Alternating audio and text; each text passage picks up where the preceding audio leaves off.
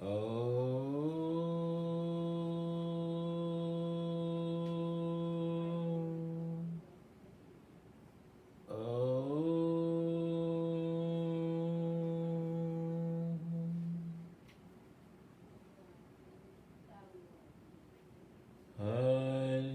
ओम।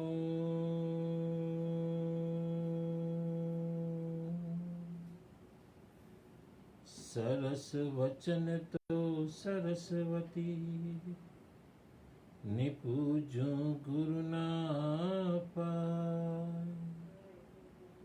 गुण माणिक ना गावता, सेवक ने सुख थाय। मणिभद्र ने पामियो, सुर ते रुए वो शाम। रोग दुख दूर हरे, प्रणमो शीश नमा। सरस्वती माता तुम पाए लागो, देव गुरु तणी आज्ञा मांगो। जीव अग्रे आप बेस जो, आय वाणी कर जो सवाय। आगो पाछो जो अक्षर थाय, माफ कर जो दोष जो थाय।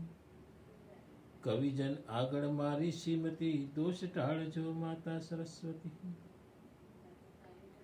अखंड मंडलाकार, सचेत अचेत निराकार और आकार स्वरूप स्वामी सच्चिदानंद जी एवं सिद्धाश्रम के समस्त योगी, समस्त मातृशक्ति एवं समस्त देव शक्तियों को कोटि कोटि वंदन। आज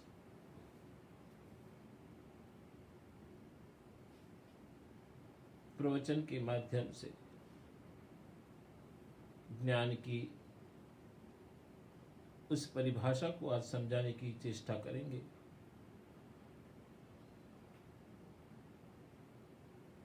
बहुत सारे प्रश्न आए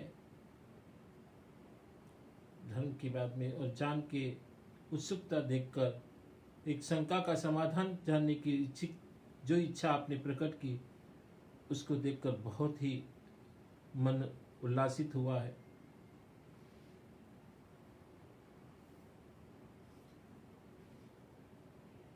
और मनुष्य के जीवन में जिस तरह सुख दुख ये दोनों आते रहते हैं। कल क्या थे, आज क्या है, सोचे तो जीवन भर सोचते रह जाते हैं।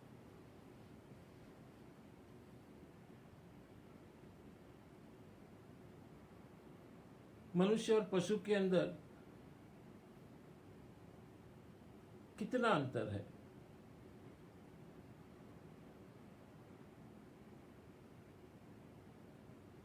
मनुष्य और पशु के अंदर खाली 3 ही चीजों का अंतर है, और जो ये 3 चीज मनुष्य के शरीर से निकल जाए तो मनुष्य भी पशु तुल्य हो जाता है।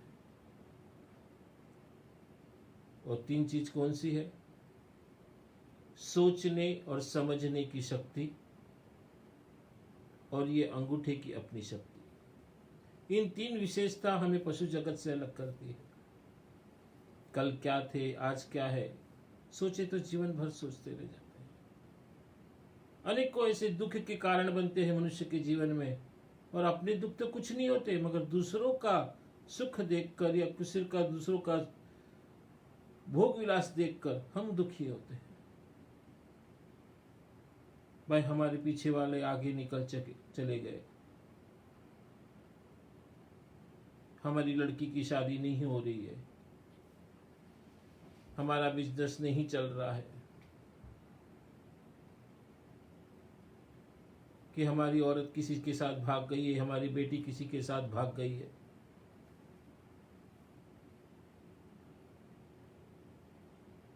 निरंतर बिजनेस में घाटा ही घाटा होते जा रहे हैं, किसी चीज में कामयाबी नहीं मिल रही है। आए दिन ऐसी सोच मनुष्य के जीवन के अंदर पीड़ा का कारण बनती जाती है।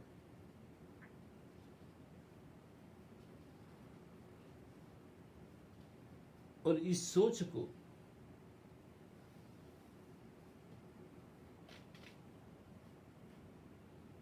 जो इंसान बदल दे,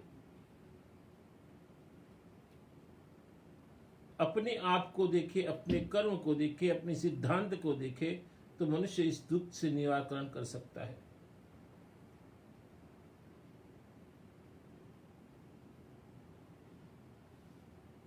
मगर मोह और माया में फंसा हुआ ये व्यक्ति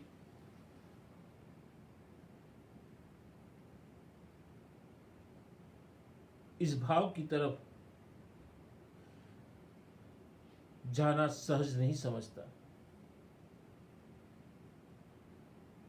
तो संसार में हो तो ये सुख दुख जीवन के अंदर आते ही रहेंगे, और ये सुख दुख जो आपको खत्म करने हैं,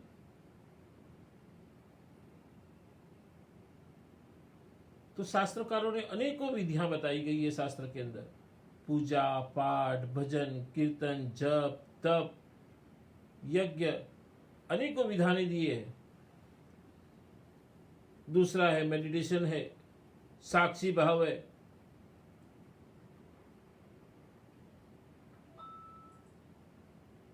योग का माध्यम है। ऐसी अनेकों क्रिया है जिससे मनुष्य इस दुख से छुटकारा पा सकता है। मगर जब उनको कहते हैं कि बेटा ये कर ले, ये कार्य कर ले, ये साधना कर ले,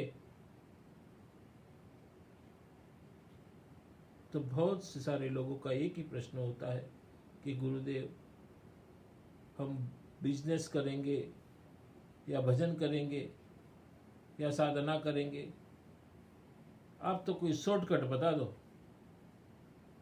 तो हमारा निराकरण हो जाए। हर चीज में शॉर्टकट ढूंढने की आदत भारतीयवासी को पुरातन काल से मिली हुई है। हर चीज में शॉर्टकट ढूंढना, पर यह शॉर्टकट ही आगे जाकर मनुष्य के जीवन का पतन बनता है, पतन का कारण बनता है। क्योंकि लालसा इतनी बेकार चीज है, इतनी गंदी चीज है कि जब वो इंसान कोई लालसा के अंदर लिप्त हो जाता है, बेटा है तो बाप बनना है, बाप है तो दादा बनना है, शिष्य है तो गुरु बनना है, ऐसी लालसा मनुष्य के जीवन के अंदर दुख का कारण बन जाती है। और फिर वो अपने बड़ों का, छोटों का आदर करना सब भूल जाता है। खाली अहंकार भरा रह जाता है कि मैं ही सब कुछ हूं, मेरे सिवा ये दुनिया चलेगी नहीं। और ऐसा अहंकार अपने अंदर पाल लेता है। जब वो व्यक्ति जब ऐसा अहंकार पाल लेता है तो निश्चित ही परमात्मा उस अहंकार को तोड़ता है। मनुष्य के जीवन में इस परमात्मा जब से सतयुग से लगाकर आज कलयुग के अंत तक भगवान का एक ही भोजन रहा है, वो है अहंकार खाना। जिस जिस व्यक्ति को, देवता को, गंधर्व को, जहां जहां भी राक्षसों को अहंकार चढ़ा, वो अहंकार का नाश करने के लिए भगवान ने कोई न कोई ऐसी लीला रचाकर उसका अहंकार तोड़ा है। तो मनुष्य को अहंकार रहित होना चाहिए। जो है उसमें साक्षी भाव में रहो। तुमको कोई गाली दे रहा है, तुम उसका रिएक्शन करोगे, तब समझना कि तुम वो हो जो इसने गाली दी। जब तुम कोई हो ही नहीं, वो गाली देना है, दबकने दो, बकरे बकरा है तो कोई क्या फर्क पड़ता है। मेरे गुरुदेव हमेशा मुझे कहते थे कि बेटा सत्य युगों युगों तक दीपावलियां मनाता है, जब झूठ थोड़ी सी तालियों की गड़गड़ाहट कर कर चुप हो जाता है। तो सत्य का इंतजार करो, साक्षी भाव में रहने के प्रयत्न करो, भजन करो। क्योंकि साक्षी भाव और पूजा पाठ ये दोनों एक दूसरे के विरुद्ध है। फिर भी आपको जिसमें आपको रुचि हो, जितनी जल्दी से आपको क्रियात्मक करना है, तो उसके लिए पूजा पाठ, कीर्तन, भजन, जप, तप, ये सब आपको करना पड़ेगा। मगर आपको उस परिकाष्ठा तक पहुंचना है, उच्च कोटि तक पहुंचना है, तो आपको साक्षी भाव रहना जरूरी है। साक्षी भाव में रहना। फिर ये पूजा पाठ, ये अर्चना किए तो ठीक, नहीं की तो भी ठीक।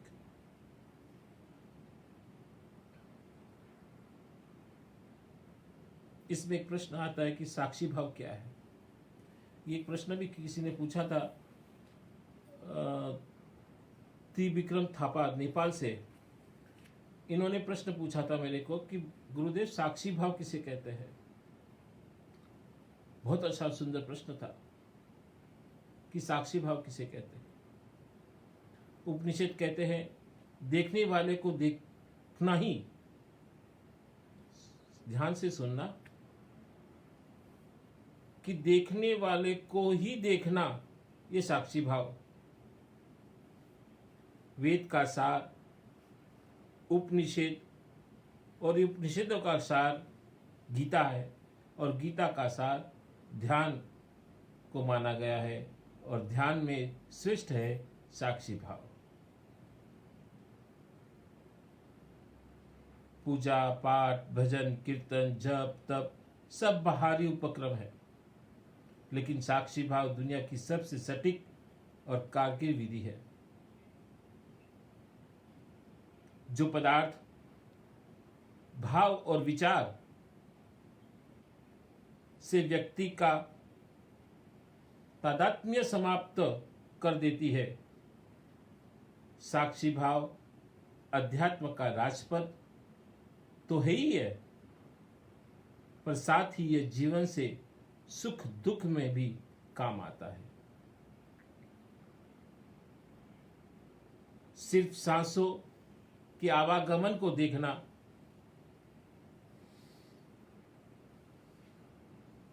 कैसे देखा जाए साक्षी भाव? कि अपनी सांसें हैं, उसके आवागमन को देखना। मैं श्वास लिया, ध्यान करना है कि आंखें बंद कर कर एक तटस्थ रहकर श्वास के ऊपर ध्यान करना है। श्वास आ रहा है, जा रहा है, आ रहा है, जा रहा है, आ रहा है, जा रहा है। उस शासक को, आवागमन को देखना।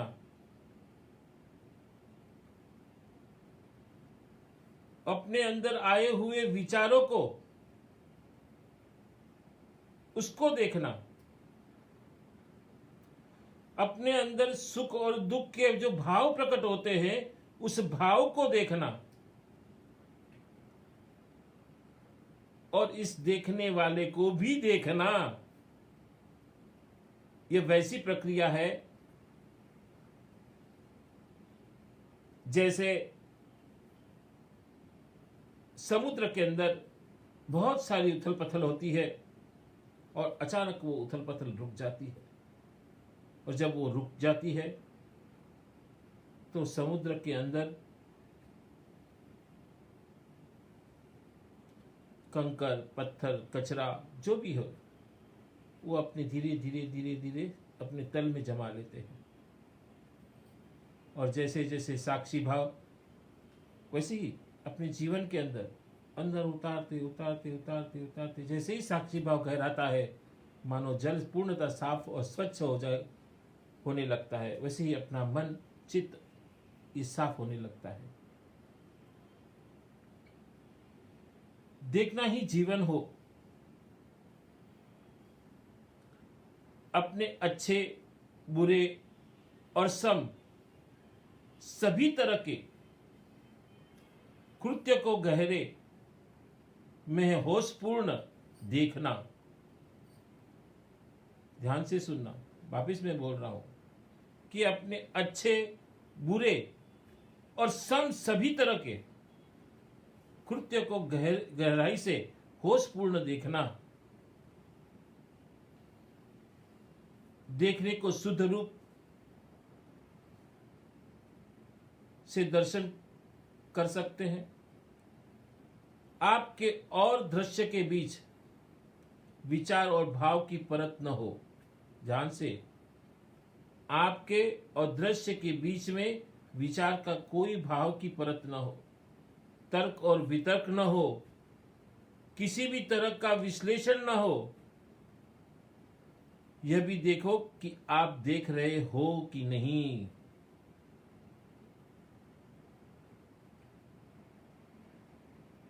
जिस तरह बौद्धिज्म के अंदर विपश्यना कहते हैं, विपश्यना के अंदर ध्यान की जो भावना बताई गई है कि साक्षी भाव को ही बौद्ध विपश्यना ध्यान कहते हैं। विपश्यना का सम्यक ज्ञान है, अर्थात जो जैसा है उसे वैसा ही होशपूर्ण देखना, ये विपश्यना है। अतीत से दुख और सुख तथा भविष्य की कल्पनाओं को भी छोड़कर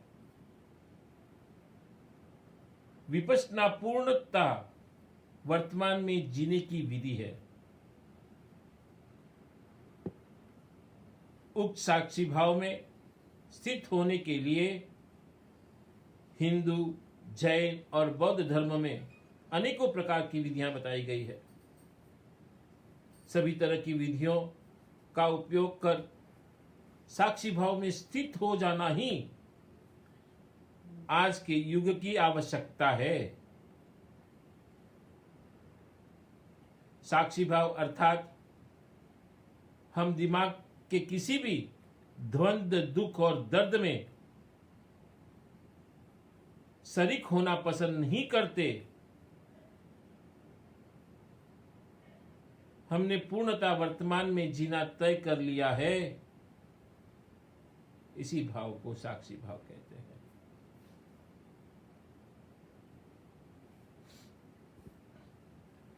तो आप समझ गए होंगे कि साक्षी भाव, इस साक्षी भाव को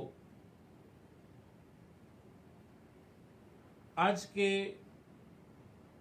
इस सांसारिक माहौल में करना बहुत कठिन है, नामुमकिन ही है समझो। फिर भी प्रयत्नरत रहना चाहिए इंसान को, क्योंकि जितने भी जैन ऋषियों ने, बौद्ध ऋषियों ने, हिंदू ऋषियों ने, संतों ने, आचार्यों ने, उपाध्यायों ने जितनी भी साक्षी भाव में रहे, वो सब जंगल में जाकर रहे। और जहां पर जंगल में जाकर अपने साक्षी भाव को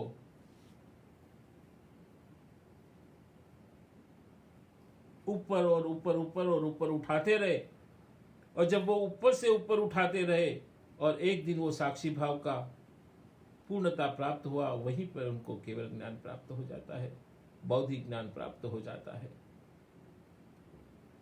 इसलिए मनुष्य को साक्षी भाव में रहना आवश्यक है। पर वो साक्षी भाव की क्रिया भी आपको गुरुगम्य से जान लेनी चाहिए।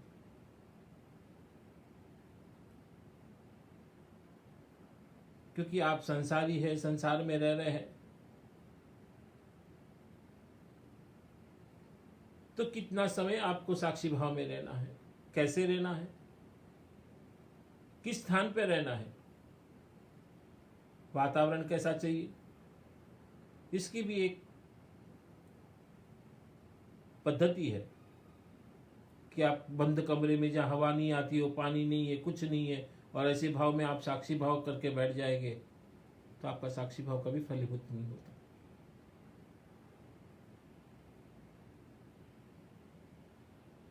साक्षी भाव के लिए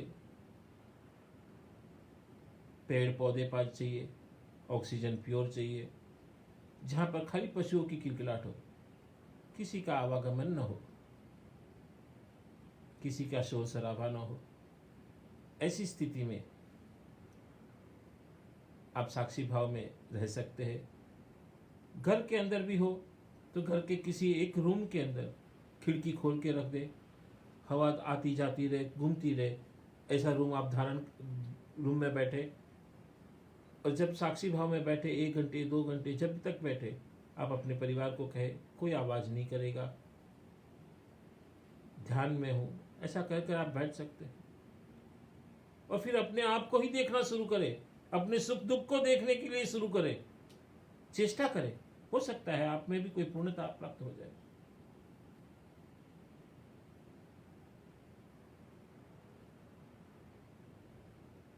तो जीवन में साक्षी भाव भी उतना ही आवश्यक है। मगर जो साक्षी भाव में आप नहीं बैठ सकते और आपको तुरंत उसका इफेक्ट चाहिए, तो आप जब तब यज्ञ साधना इसका सहारा ले सकते हैं। ये तुरंत फलदायी है। तो ये रहा साक्षी भाव। बहुत से प्रश्न कल आए मेरे पास में।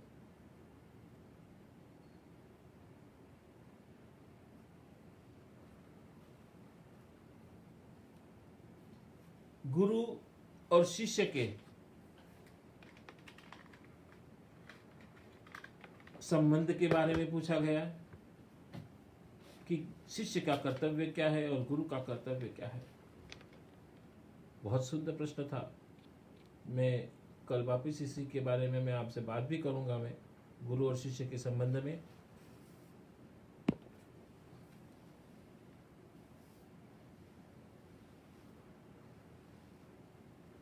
तो इस गुरु और शिष्य की परंपरा अनादिकाल से है।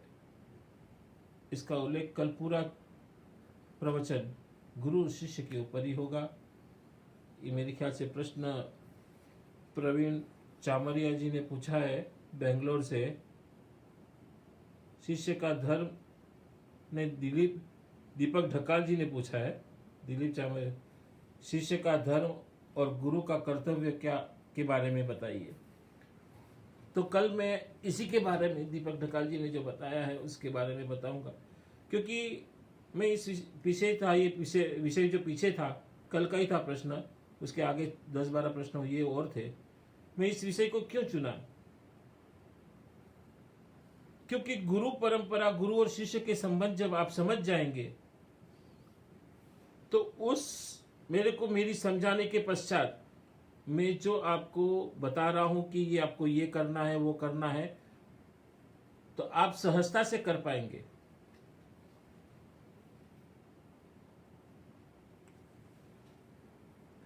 और सहजता से करने से आपको उस ज्ञान की प्राप्ति होगी, और ज्ञान की प्राप्ति होने से कि जिस तरह से मैं कोई साधना बता रहा हूं,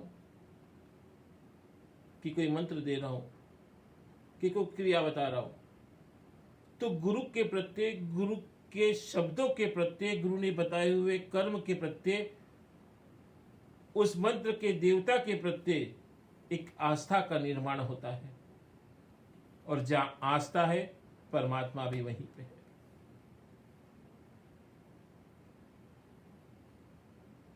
तो कल ही मैं इस विषय के ऊपर लूंगा, क्योंकि आज एक प्रश्न और आया है हमारे पास में नेपाल से कि गुरुदेव कुछ नेपाल के बारे में, कोरोना के बारे में भी आप बताइए। और लिखने वाले हैं सतीश पोखराल। इन्होंने पूछा है कि गुरुदेव नेपाल के कोरोना के बारे में बताइए। और सतीश जी, कोरोना ये खाली नेपाल का ही नहीं है, पूरे विश्व का है। और ये महामारी के रूप में पूरे विश्व में छाया हुआ है। मगर मैं नेपाल के मेरे जितने भी शिष्य हैं, जितने भी लोग हैं, क्योंकि नेपाल मेरी कर्म भूमि रही है, नेपाल से लोगों से मेरे आत्मता का संबंध है। और नेपाल मेरा इसी जन्म का नहीं, बहुत से जन्म का नाता है। और मुझे हिंदुस्तान और नेपाल बहुत प्यारा है, जिसकी आप कल्पना भी नहीं कर सकते कि नेपाल और हिंदुस्तान मुझे कितना प्यारा है।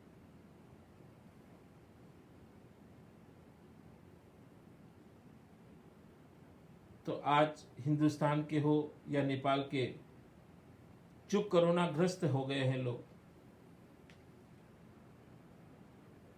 तो मैं और जिन्होंने अपना शरीर त्याग दिया इस कोरोना के अंदर, मैं उन सभी आत्मा को आशीर्वाद देता हूँ कि वो गति को प्राप्त हो, अच्छी गति मिले उनको। मगर आप सभी लोग, मेरे शिष्य भक्त, मुझे जो सुन रहे हैं, उनसे निवेदन है कि सरकार ने बताए हुए नियमों का पालन करें।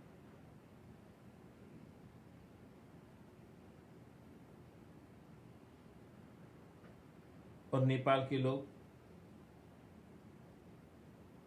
अपना शिव शक्ति राहुलेश्वरानंद फाउंडेशन, धनगढ़ी का फाउंडेशन है,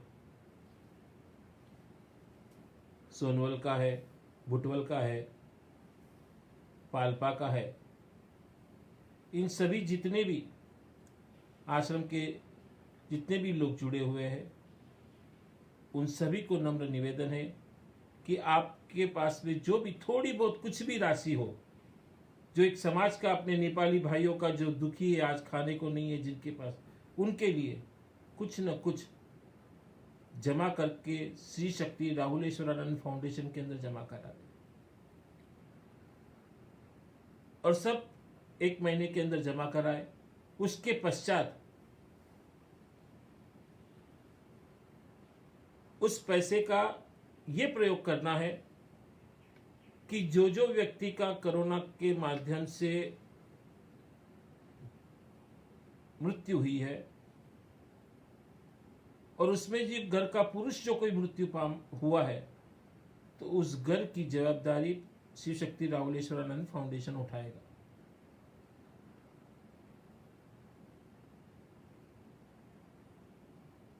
उनकी दवाइयों का खर्चा, उनके बच्चों के पढ़ने का खर्चा, उनको घर को चलाने का खर्चा श्री शक्ति राहुलेश्वरानंद फाउंडेशन उठाएगा।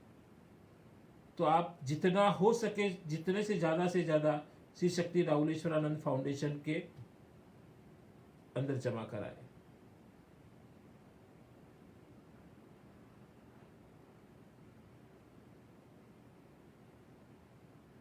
और ये मत सोचे कि शिव शक्ति राहुलेश्वरानंद फाउंडेशन के अंदर ही क्यों। शिव शक्ति राहुलेश्वरानंद फाउंडेशन ये नेपाल का सबसे पुराना फाउंडेशन है, और इसी के माध्यम से जितना भी पैसा जमा हुआ, क्योंकि यह वो नीम है, आज नेपाल के अंदर शिव शक्ति राहुलेश्वरानंद फाउंडेशन ये सनातन धर्म की एक नीम है। न यह किसी राजनीति से जुड़ा हुआ है, न किसी पर्सनल एक व्यक्ति से जुड़ा हुआ है। ये मेरे सारे भक्तों को मिलकर जुड़ा हुआ है। फिर वो धनगढ़ी का आश्रम हो, काठमांडू का हो, पाल्पा का हो, सोनवल का हो, भुटवल का हो, कहाँ का भी हो, वो किसी व्यक्ति महत्व से नहीं जुड़ता, वो पूरे समाज से जुड़ता है। और आश्रम जब बनते हैं तो आश्रम का अर्थ ही यह होता है, आओ और श्रम करो, वही आश्रम है। और आज श्रम करने की तक आई है, प्रकृति ने आपको दिया है, तो हो सकता है कि आप समझो कि 10,000 रुपये दिए, तो वो 10,000 का प्रकृति आपको निश्चित कहीं ना कहीं से 1 लाख रुपये आपको वापस पहुंचाएगा। और जितने भी पैसे जमा हो रहे हैं, उस जमा पैसे से जो भी कोरोना के माध्यम से जो भी व्यक्ति मृत्यु को होता है, उसमें भी जेंट्स जो परिवार पूरा घर चलाता है, ऐसे व्यक्ति के घरों के अंदर उसका घर का खर्चा श्री शक्ति राहुलेश्वरानंद फाउंडेशन उठाएगा। क्योंकि नेपाल ये हमेशा मेरे न तो दिमाग में न सर में, मेरे दिल में हमेशा बसता है।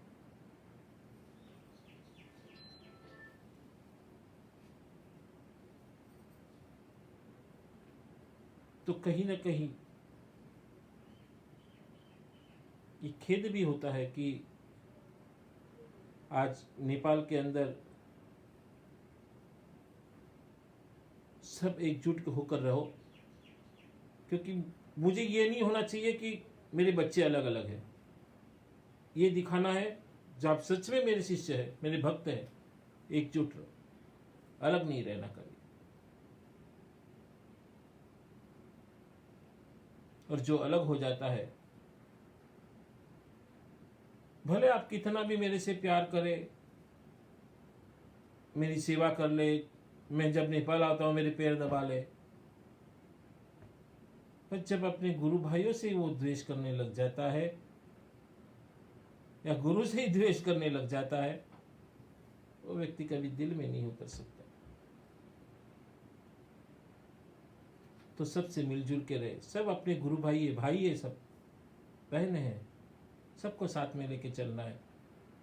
उसने ये किया, उसने ये किया। जिसकी सोच छोटी होती है ना, जिसकी मानसिकता छोटी होती है, वो दूसरे की बुराइयां देखता है। जो इंसान बड़ा होता है, जिसकी सोच अच्छी होती है, जो पुण्यशाली आत्माएं होती है, वो दूसरे के बुरे कर्म नहीं देखता, उसके अंदर की अच्छाइयां देखता है। और जब आप किसी की अच्छाइयां देखने लग जाते हैं तो निश्चित ही आप कितने सुंदर और अच्छे हो जाते हैं। तो आप सब अच्छाइयां देखने लगे। आज ये कोरोना वायरस, हर लोग अपने अपने घरों में क्वारंटाइन बने हुए हैं, मगर अपनी संस्कृति अनादि काल से क्वारंटाइन करते रहे।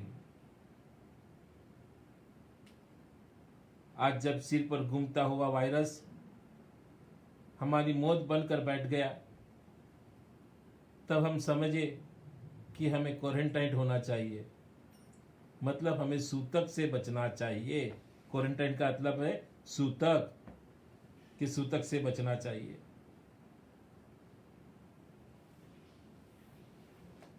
यह वही सूतक है जिसकी भारतीय संस्कृति में अनादिकाल से पालन किया जा रहा है, जबकि विदेशी संस्कृति ने, नादान लोग हमारी इसी सूतक को समझ नहीं पाए। वो जानवरों की तरह आपस में चिपकना, उतावले थे। कोई भी आएगा हगिंग करेगा, हाथ मिलाएगा। ये चिपकने की जो प्रथा है, ये उतावलापन उनके अंदर जो है,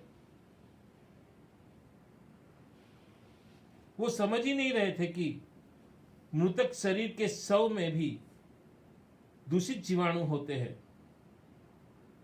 हाथ मिलाने से भी जीवाणु का आदान प्रदान होता है। और जब हम समझते थे तो वो हमें जाहिल बताते थे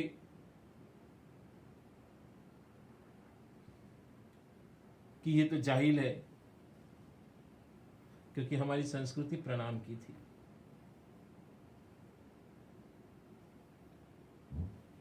हम शवों को जलाकर नहाते रहे और वो नहाने से बचते रहे।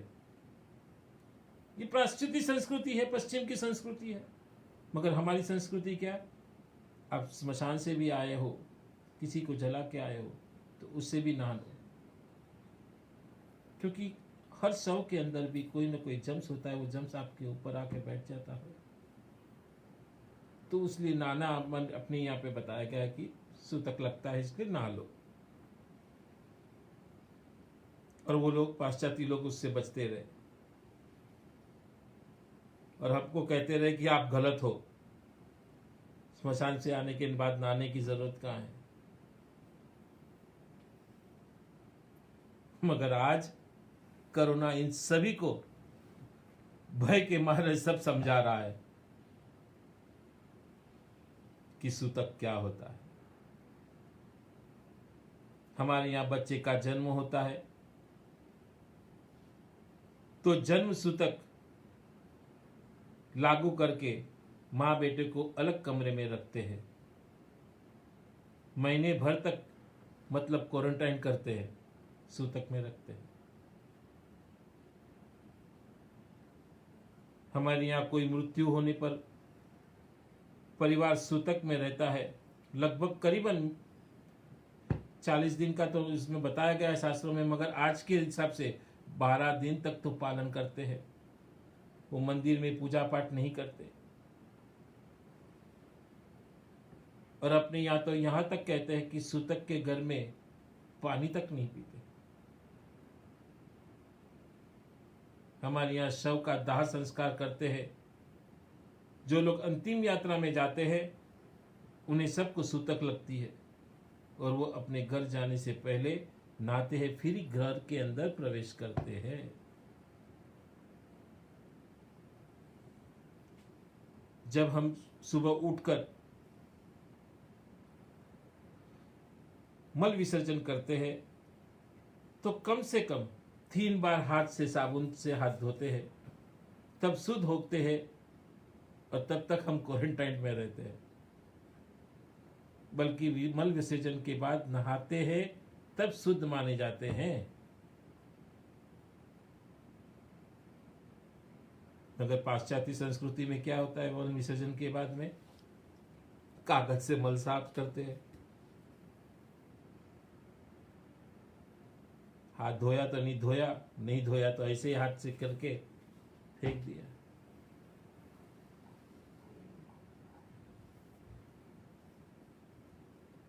हम जिस व्यक्ति की मृत्यु होती है उसके उपयोग के लिए, जिस व्यक्ति के अपने घर में कोई मृत्यु हो जाती है तो उसके उपयोग में आने वाली जितनी भी चीजें थी, जो उसकी गद्दी है, तकिए है, बर्तन है, जो भी है, चद्दरें हैं, वो सूतक मानते हैं और जैसे ही दाह संस्कार होके आते हैं उसके साथ में उसको भी सूतक के रूप में दे देते हैं।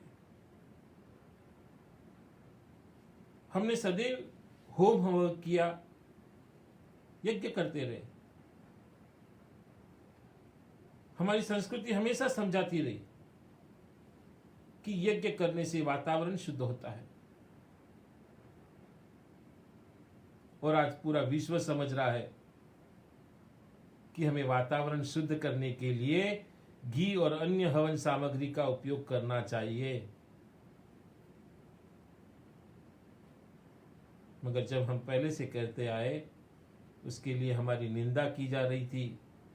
बहुत से ऐसे लोग थे, क्योंकि जब 2000 की लक्षणी का हमने यज्ञ किया था,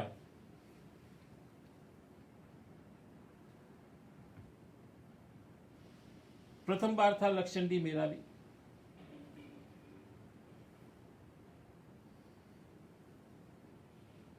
और जिस यज्ञ के अंदर जव, तिल, गुड़, घी, चावल, इन सब सांकल्यों की मिलाकर आहुति दी जाती है, तो जब देखा लोगों ने कि भाई इतनी तिल की आहुति दी जाएगी, इतने चावल की आहुति दी जाएगी, इतने घी की आहुति दी जाएगी, बहुत से प्रश्न आए। महाराज जी क्या करना है, इसे खर्चा करके इसकी आहुति जगह राख तो बन जाएगा, इतने पैसे क्यों पानी में भरने हैं।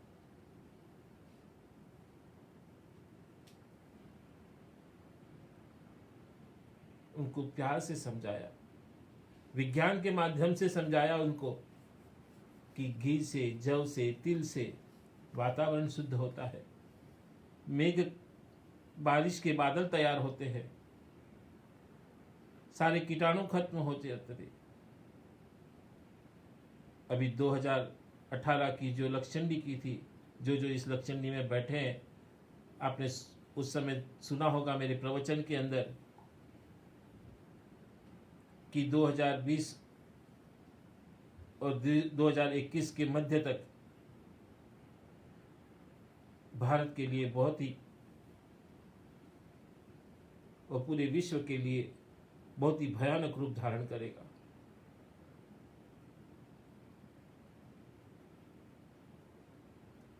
मैंने यहां तक बोला था कि हजारों लाखों के हिसाब से लोग मर जाएंगे।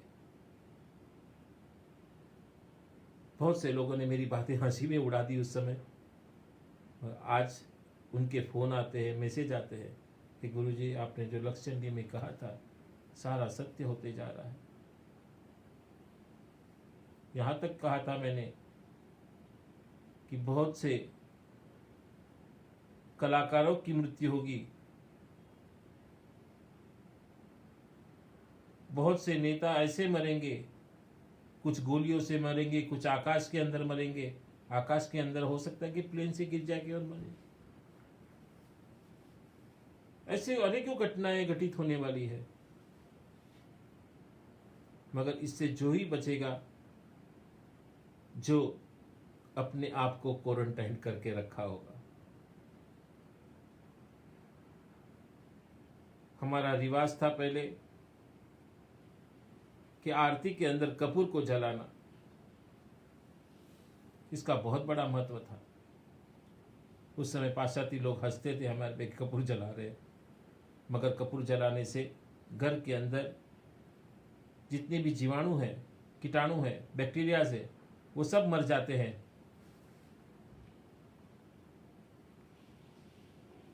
और जिससे घर का वातावरण शुद्ध और पवित्र रहता है।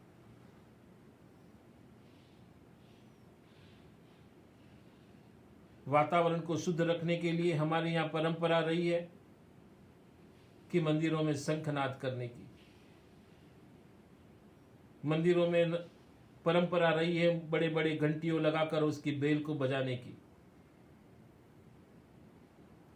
ये परंपरा वातावरण में रहे हुए जीवाणु, बैक्टीरिया और वायरस को खत्म करता है।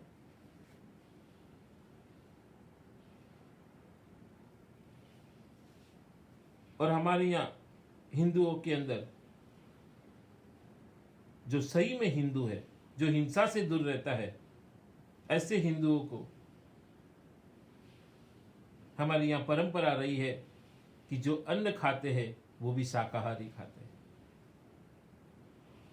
जब पाश्चात्य लोगों को देखा देखी में, और पाश्चात्य लोग ये नॉनवेज खाते हैं, मांसाहार करते हैं, ये हमारी परंपरा नहीं रही। घर के अंदर जब भी जाते हैं पैर धो के जाते हैं, हाथ धो के जाते हैं। आज वही परंपरा वापिस आ गई। अब बार बार हाथ धोते रहो, घर से बाहर से आ जाते हो, पैर धो, ना के अंदर जाओ, ये परंपरा वापिस आई है। तो हमारी संस्कृति कितनी विकसित थी पहले, ये जानना बहुत जरूरी है। हम जिसको रूढ़िवादी प्रयोग मानते थे, हमारे पूर्वजों पे हम हंसते थे। बहुत से लोग, वैज्ञानिक लोग हंसते थे। आज भी जो अपने आप को लिखे पढ़े लोग बोलते हैं, वो हंसते आज भी। ये क्या रूढ़िवादी प्रयोग है, ये क्या करना है। मगर आज वही लोग हाथ पैर धोकर घर के अंदर आ रहे हैं। जैसे घर से बाहर आते हैं वैसे नहाते, सैनिटाइज करते हैं अपने आप को। ये प्रथा हमारे यहाँ तो पहले से रही है।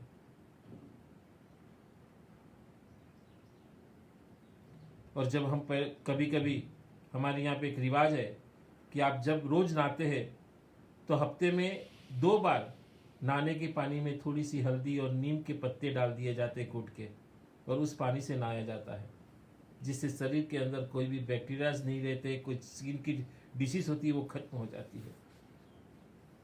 और वही आज कर रहे हैं। हल्दी का पानी पी रहे, हल्दी का जूस पी रहे, हल्दी का दूध पी रहे, नीम खा रहे, नीम के दातुन कर रहे। अभी आज मैंने तो अभी कुछ साइट पे देखा मैंने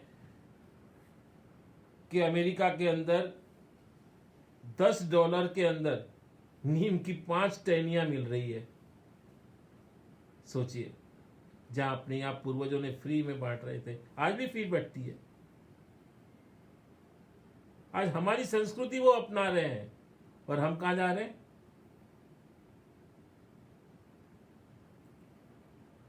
हमारी यहाँ संस्कृति रही कुंभ के मेले में जाना, शुद्ध जल में स्नान करना। जब अमावस्या और पूर्णिमा आती है तो किसी गंगा जी के तट के ऊपर जाकर उसके अंदर नहाना, जिससे अपना पूरा शरीर शुद्ध हो जाए, सुतक रुक्त हो जाए। हमारे यहाँ कोई बीमार व्यक्ति हो तो उसको नीम के पानी से नहलाना, ये हमारी परंपरा रही है, जिसे हम बचते रहे। हमारे यहाँ जो भोजन बनता है उस भोजन में भी हल्दी, अजवाइन, जीरा, अदरक ये सब डाले जाते हैं, लहसुन, प्याज। जिसे हमारी शरीर के अंदर ह्यूमिनिटी पावर बढ़ा देती है, प्रतिकार शक्ति बढ़ा देती है, जिसे हमें रोग कोई जल्दी से छू नहीं सकता। और आज हिंदुस्तान इसी से बचा हुआ है। तो हमारी संस्कृति बहुत पुरानी है।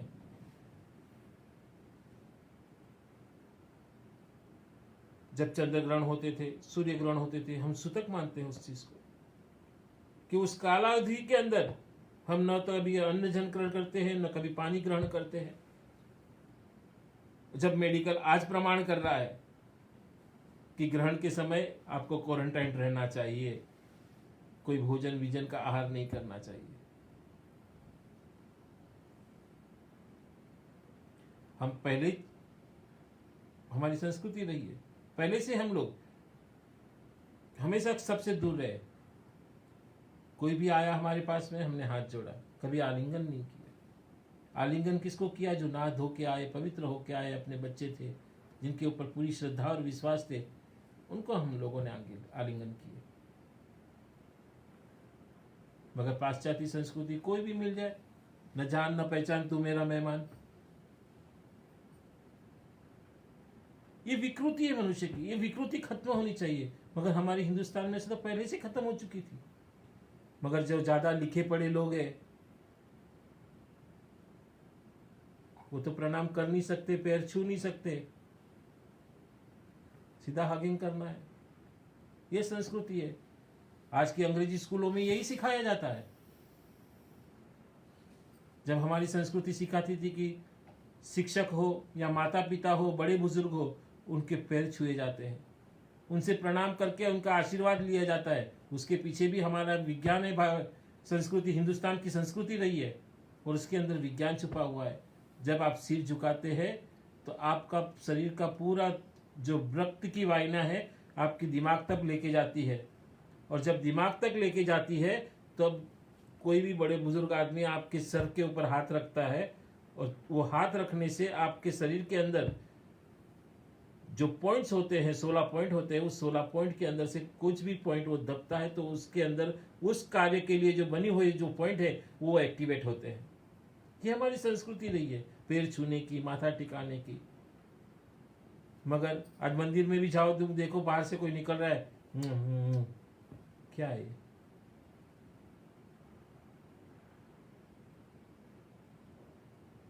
कुत्ता करता है ऐसा। तुम्हारी संस्कृति हाथ जोड़ के प्रणाम करके वंदन करने की है, नहीं कि कैसे करने की। हंसी आती है और गुस्सा भी बहुत आता है। किस संस्कृति के अंदर पल बढ़ रहे हो?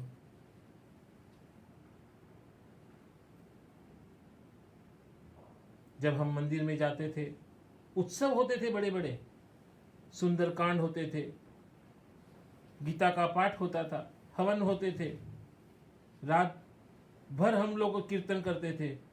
मगर आज देखो, वैलेंटाइन डे, 31 दिसंबर, लोग ये सब छोड़कर दारू पीने लग गए, क्योंकि पाश्चात्य संस्कृति हावी हो गई उन पे। ये हमारे कर्म नहीं है, हमारा धर्म नहीं है। क्योंकि आज साइंस बोल रहा है कि इस महामारी के अंदर कि जो शराब पीता है, जो नॉनवेज खाता है, उसको क्वारंटाइन जल्दी पकड़ता है। तब लोगों ने आज छोड़े। मगर आज तो मैंने हद ही हो गई। जब गवर्नमेंट ने देखा, गवर्नमेंट ने बोला कि आज शराब की दुकानें खुली रहेगी, लंबी लाइनें लगी हुई है। और वो भी लिखे पढ़े लोग, अपने आप को ग्रेजुएशन एजुकेटेड कहने वाले लोग। धिक्कार है तुम्हारी पढ़ाइयों पर, धिक्कार है तुम्हारी सोच पर। अरे वही पैसा तुम अपने बच्चों को खाना, दूध और वो पिलाओ।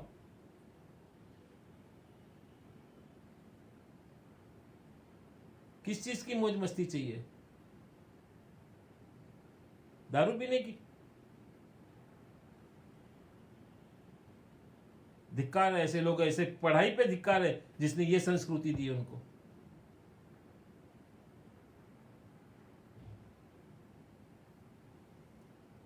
हमारे यहाँ होली में कपूर जलाया जाता था, पत्ते जलाए जाते थे, लौंग गोबर ये सब डाल के उसकी वातावरण को शुद्ध किया जाता था। मगर आज देख लो, फटाके फोड़े जा रहे हैं। फोड़ो, मना नहीं कर रहा हूं मैं, फटाके नहीं, तो एक मर्यादा में होनी चाहिए। आनंद है, आनंद का आनंद लो, तो उसको विकृत रूप मत दो।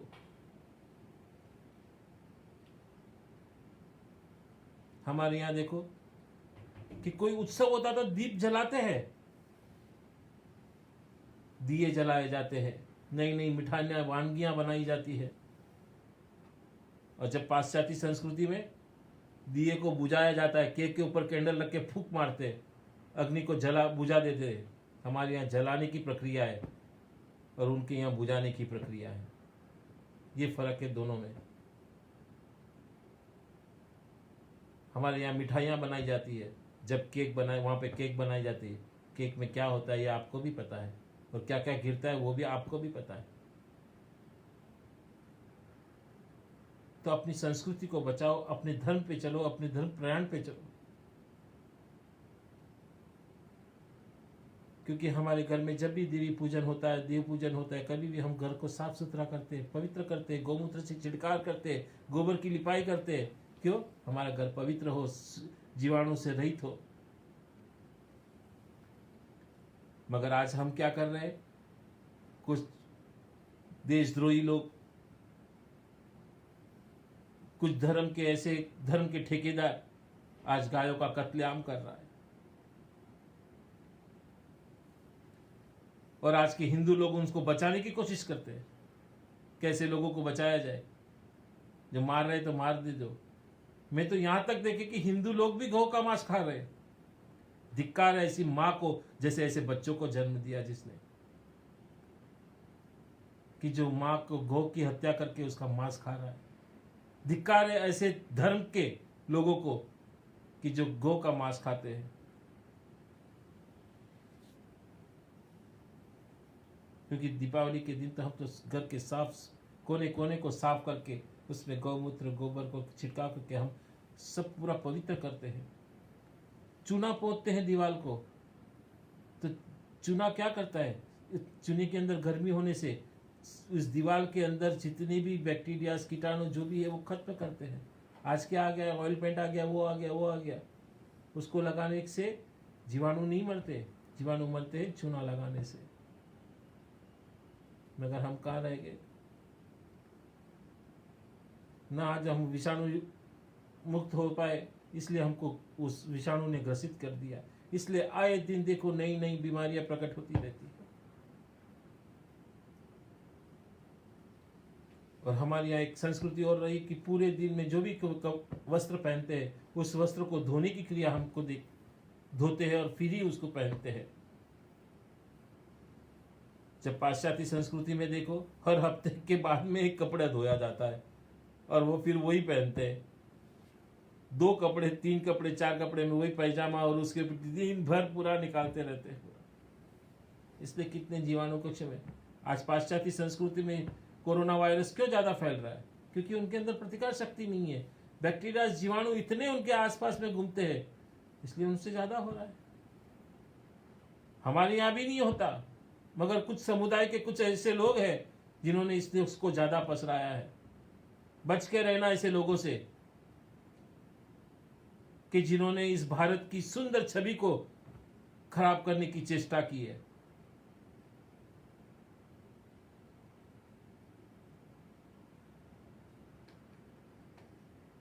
क्योंकि हमारा देश जीवाणु मुक्त रहने के लिए आदी है।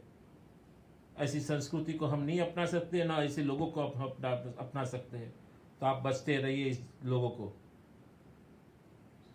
क्योंकि हम संस्कृत समझदार अति विकसित महान संस्कृति के मानने वाले हैं। आज हमें गर्व होना चाहिए कि हमारा पूरा विश्व हमारी संस्कृति को अपनाने के लिए लालायित है और अभिवादन के लिए हाथ जोड़ रहे हैं। जो पाश्चात्य संस्कृति में जितने भी लोग मरे हैं उसको बहुत कम लोग जमीन के अंदर गाड़ रहे हैं, ज्यादा करके सारे कुछ जला रहे हैं। ये हमारी संस्कृति पहलों से चलती आ रही है। आज हमारा अनुसरण कर रही है वो। हमें भी भारत की संस्कृति पर नाज होना चाहिए। हमें भी भारतीय संस्कृति के महत्व को, उनकी बारीकाइयों को और अच्छे समझने की आवश्यकता है, क्योंकि यही जीवन की शैली सर्वोत्तम है, सर्वश्रेष्ठ है, उससे उन्नत है। गर्व से कहिए हम उन्नत है, हम हिंदू है, हमारी संस्कृति दृढ़ है। संकल्प करिए इस चीज का कि हम अपनी संस्कृति का पालन करेंगे। आज जीवन के अंदर ऐसी घड़ी कोरोना वायरस के अंदर हर आदमी घर के अंदर विराजमान है। आप रहिए, जीवन है तो सब कुछ है। बहुत से लोग सोच रहे होंगे अरे हमारे कमाई नहीं है, कुछ नहीं है, ये नहीं है, वो नहीं है, आगे कल कैसे चलेगा। जीवन होगे तो मेहनत करके आप कमा लोगे और खा भी लोगे, मगर जो जीवन ही नहीं रहा तो आप सोचिए कि आपकी बहन की, माता का, भाई का, बहन, पुत्र का, पत्नी का क्या होगा। तो पहले जीवन को देखिए। और अपने शास्त्र में, वेदों में कहा है कि शरीर साधन ते मोक्ष पाना। शरीर को साधना ये मोक्ष का जीवन है, तो शरीर को पहले साध लो।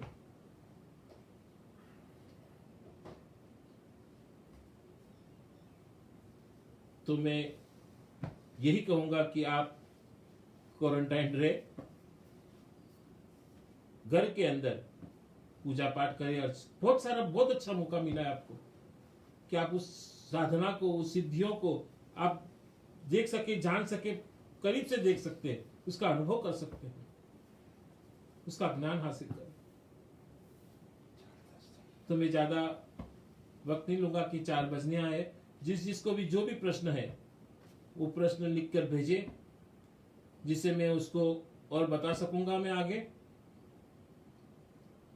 तो अभी आज एक स्तोत्र का पाठ और करेंगे। आप सभी जन हाथ जोड़े और ध्यान, जैसे कल मैंने बताया था कि इस पृथ्वी के ऊपर अपने हाथ को ऐसे रखते हुए कि पृथ्वी के ऊपर उठकर हम पृथ्वी को देख रहे हैं, पूरी पृथ्वी को, और अपने हाथ से अपनी ऊर्जा से उस धरती को अपनी ऊर्जा दे रहे और कह रहे हैं कि हमारी उस पृथ्वी के ऊपर जितने भी रोग है, अशांति है, वो खत्म हो जाए। हाथ कर दीजिए ऐसे। ओम नमो आर्यंताणम, ओम नमो सिद्धाणम, ओम नमो आयर्याणम, ओम नमो वज्जायाणम, ओम नमो लोए सवसाहुणम, एसो पंच नमकारो सौपापणासनो मंगलाणं च सव्य सिंह पड़वई मंगलम। श्रीभद्रबाहु प्रसादे सुगम फलतुः। ओम वसगहरं पासं पासं मंदामि कमगणमुखं विसह विसनिनांसं मंगल कल्याणावांसं विसपुलिंगमंतं कंठे दारे जो सया बड़ुहर तसगह रोग मारी दुट्ट जराजंती वो साम चिट्टू दूरे मंत तुचपणाम व्यप्लोहि नर तेरिये सुजीवा पावंती न दुख दोगचम तु सम्मते लद्धे चिंतामणि कप पाय बहिये पावंती विगंधेणं जीवा ईरामं ठाणं यसंतो मास्वत्ति बन्निभणं हिणं तादेव जवै भवे भवे पाचिंच वंदे श्रीभद्रबाहु पते आराम स्वरूपणं चते। ओम ह्रीं ओम श्रीं ओम क्लीं ओम ह्रीं ओम प्रां भूं जुं ओम ओम ओम ओम ओम ओम सर्वदुष्टानां रोगानां सर्वनाशय नाशय कुरु कुरु स्वाहा। ओम शांति शांति शांति सुशांति भवन्तु। जय माता दी, जय गुरुदेव।